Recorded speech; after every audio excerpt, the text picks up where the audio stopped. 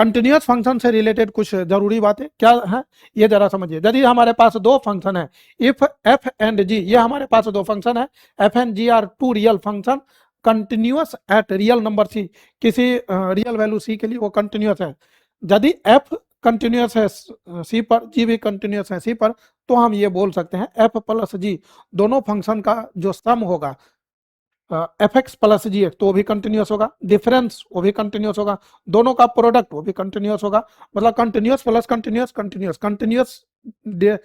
Subtracted to continuous function continuous, continuous multiplied दो continuous function का जो प्रोडक्ट है वो भी कंटिन्यूअस होगा, और उसका जो डिवीजन है वो भी कंटिन्यूअस होगा, लेकिन डिनोमिनेटर जीरो नहीं होना चाहिए। मतलब जी जो है, जो भी डिनोमिनेटर में रहेगा, चाहे एफ रहे या जी रहे, अभी जी है तो G at C must not be zero, must not be zero,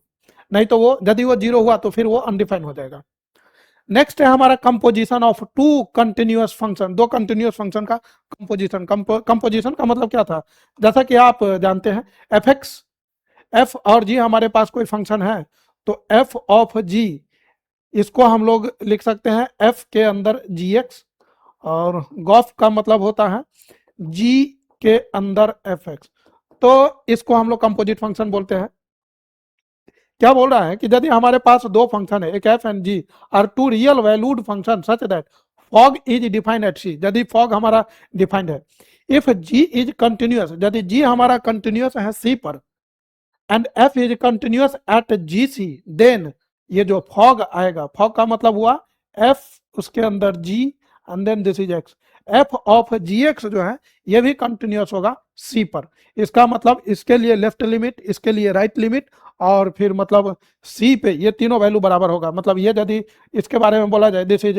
continuous, it is continuous, continuous at X equal to C, it means this implies left hand limit equal to right hand limit is equal to f of g, मतलब यहाँ पर function का जो value है f g and this is c, ये इक्वल होना चाहिए। लेफ्ट हैंड लिमिट का मतलब हुआ कि limit h tends to zero, f h tends to zero, और ये हो जाएगा आपको f ऑफ g, और यहाँ पर हम लिख सकते हैं c माइनस h, यहाँ पर लिखेंगे limit h tends to zero f of g and this is c plus h and this is f of g and this is c। तो इस तरीके से हम लोग कंपोजिशन ऑफ फंक्शन बता सकते हैं।